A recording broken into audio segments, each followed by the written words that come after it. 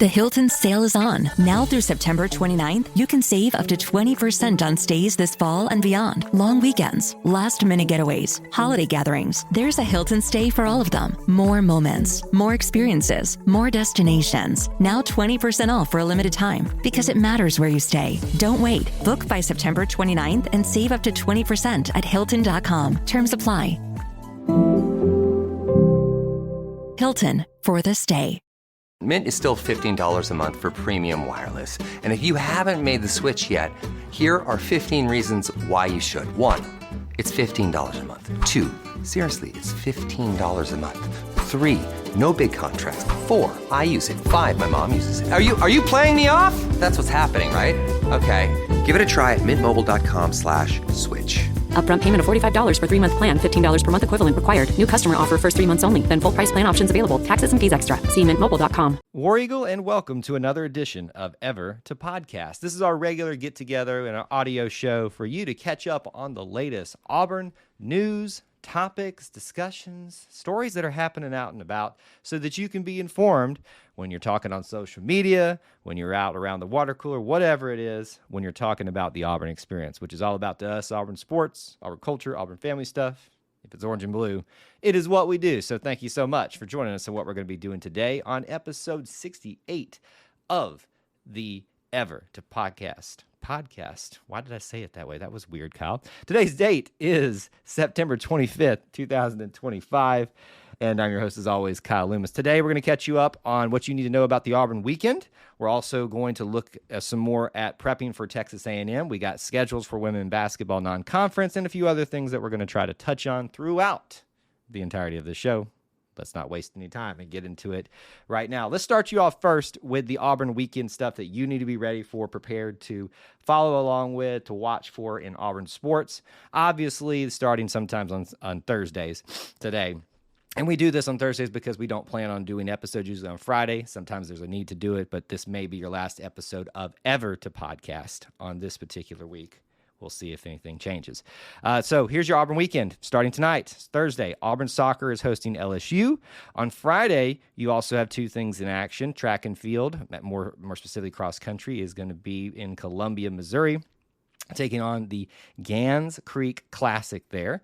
Volleyball will be hosting Alabama. So soccer and volleyball are really deep into, or volleyball is just now getting started in SEC play, but two big opponents, two big, traditional rivals there are going to be on the plains for both of those this early part of the weekend. Saturday, the big thing and really the only thing, football versus Texas A&M in the middle of the day. And then on Sunday, you've got volleyball hosting Mississippi State as well. So two opportunities to see Auburn volleyball in Auburn, Alabama. Check them out. And just keep in mind, since we don't usually get together with you guys on this show until about Tuesday, men's golf will also be starting a what do you call it? A match, because they have several days over it. The Ben Hogan Collegiate Invitational is going to be going on, starting on Monday and Tuesday. So check that out. That's your Auburn weekend, things to be looking and locking into for the week. I want to start off really quick with something just special. Today is Shug Jordan's birthday. Ralph Shug Jordan, obviously our legendary head coach. I think people debate this. Is he the grandfather or the father of Auburn football? He's the most revered figure in modern Auburn football history. For those that got to see him, that are of age to see that is a great thing. Those that never got to, like myself, just live off the stories of his greatness. So he's someone that we look up to for the example of the Auburn man, not just for Auburn football, because he did more for Auburn than just football. He was a basketball coach. He was an administrator, all of those things. So we are thankful for Shug Jordan, the legacy that he has left here at Auburn, and we celebrate him on his birthday even after death, and we are thankful that he is part of our Auburn history. Let's talk about Auburn football week stuff, prepping for Texas A&M. We have put that Oklahoma game well into the rear view mirror, no matter how much the Oklahoma fans want to continue to come back and obsess and accuse us of the ones still crying and talking about it, but they're the ones that tend to be bringing that up more than anything. If you've seen that on social media, it's been pretty wild to follow that all week. So this last day or so since our last episode, you've had press conferences. What you had yesterday was the SEC teleconference with Coach Hugh Freeze. This happens every week, and typically we talk about it here if there's anything to discuss. There were a few things, a lot of questions about what was needing to be fixed up. Coach reiterated again that the special teams, I think the word he used then was atrocious, and I think we all agree with that, but obviously we'll give them a chance to work that out and not just harp on that too much. That's the coach's job to do, continue to be complimentary of his offense. And one of the biggest pieces of news, and probably the biggest, and it feels like about this time every year we get some big injury brought up that maybe we weren't aware of. This one happened in practice even. This wasn't even after a game and somebody was injured. They didn't realize how bad they were hurt. Horatio Fields, wide receiver, is out indefinitely, which kind of sounds, I'm speculating, please understand that, for the rest of the year. I saw some people having conversations, well, maybe he can redshirt. He did play only 4 games, so I don't know what his status is of eligibility, all that kind of stuff. But we'll tackle that another day. But the sadness is here. Horatio Fields broke his foot in practice and will be out indefinitely. I think he's having his procedure today. So obviously a big hit for the offense, for the wide receiver core.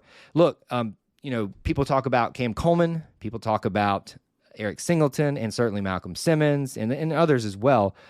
What I've always talked about is this concept. If you look in all the great wide receiver rooms, whether they're Auburn or not, there tends to be like that prominent 2, a third one who's right there as well. But that fourth guy that you see a lot is usually kind of that X factor, the guy that just fly out of nowhere, drop in like a helicopter, Melvin Ray, and become a guy that is very reliable for a quarterback to lean on, especially in crunch time. Horatio Fields was that, I think, for Jackson Arnold. So this is a big hit. Jackson called him out at SEC Media Days as the guy that really he likes throwing to the most, and we were starting to see that more often as a reliable source. Not the primary guy, but the guy that was just in there. I compare these guys to your Darius Slaytons, things like Anthony Mix, I think, is the quintessential one of this, where you thought about the room of Courtney Taylor, Ben Obamanu, and Devin Romishu, and then Courtney Taylor, I said, but then also Anthony Mix. You always have that fourth guy. So this is a big hit. So what does this mean? More opportunities, right? Perry Thompson was called out by Coach Hugh Freeze as this is his moment to shine, wants him to continue to be more consistent, and that's probably some of the things that have kept him from having more time recently. But he's going to get a shot now. Sam Turner, he was asked about, and he acknowledged that he would probably be getting some more looks and reps right now, which makes a lot of sense. So that is a big loss for the Auburn wide receiver room and offense, but there are opportunities abounding for those that want to seize it. We've got notes on the full SEC teleconference. If you want to go check it out on our X platform, please do check that out there. You can get some more details of things that were discussed and asked of Coach Hugh Freeze. There will be an interview, I believe, today with Coach Hugh Freeze, but I don't have that at this time to talk about. That should be the last bit of information, and there are some injury reports out if you want to see that from the SEC. It looks like some of those things are starting to improve outside of the ones we knew about that are out for a while, Darrell Robinson and now Horatio Fields. Connor Lew was listed as questionable right now. That's another important one. Real quick football note on this one. Football tickets have officially sold out for the year completely. They're all gone off of the primary market. They're on the secondary market now. SeatGeek, we always want to remind you can support us and help yourself out by using our code E2C Network. That is the letter E, the number 2, the letter C, network, all one word, no spaces. If you use that code, you get to use it one time, I believe. It's $20 off an order of 50 or more. You're going to have to buy them on the secondary market through SeatGeek. So use our code, get yourself some money off. But congratulations to the Auburn Athletics Department, but to the Auburn family for showing out again of their support for Auburn football, even during a time where they're still trying to continue to build their footing and their foundation from being in a very dark period. So I think that's a great thing. Really excited to see what the season's going to look like with that stadium filled up completely for the rest of the year. It's going to make for great crowds, great atmospheres. It's going to be an exciting time. All right, let's talk about schedule stuff. Yes, y'all know how much I love to talk about schedule things, especially as it comes to basketball. And believe it or not, we're not necessarily talking about men's basketball today at all, unless I think of something. But women's basketball has finally, I was mistaken the other day on the main show, completed their full schedule. Their full non-conference schedule came out, which completes it with their already SEC schedule that I believe we've discussed here and on the Auburn Experience. So here's what you have to look forward to. This goes from November 3rd to December 29th. So these are some of the teams that you can expect to play at Charlotte, home for Alabama State, UNC Greensboro, Mississippi Valley State, and Georgia State, and Rutgers. Then you will also be out in Texas for a neutral site event so a couple teams will be out there. UT San Antonio, California out there in Texas. You'll also come back and host Oregon. That should be a pretty big matchup. But then there's a big road stint here with some challenging names at Syracuse for that ACC Challenge. And I believe the time today was announced for 4 p.m. Central Time for that particular matchup on that day. That is December 3rd. At Seton Hall, at Middle Tennessee State, then back home for Alcorn State. And then this last one that I want to pay particular attention to for you is the matchup with Jackson State to end the year. This is being built as a double header with the men's basketball team. Just a quick aside here. I think this is absolutely brilliant. I think this should happen more often. I think you should make a whole day out of it and have both teams play the same team, meaning the men's and the women's. I don't care who goes first.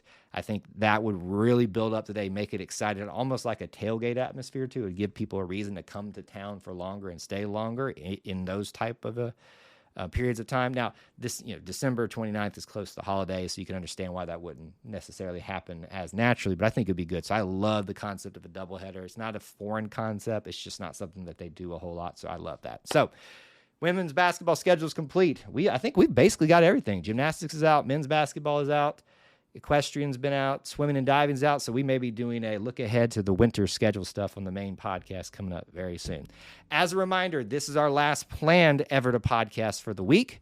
Doesn't mean we won't come out with another one over the next couple of days, but the plan will be now to be back with you guys on Tuesday. Still plenty of content for you to check out. The main podcast will be recorded on Sunday.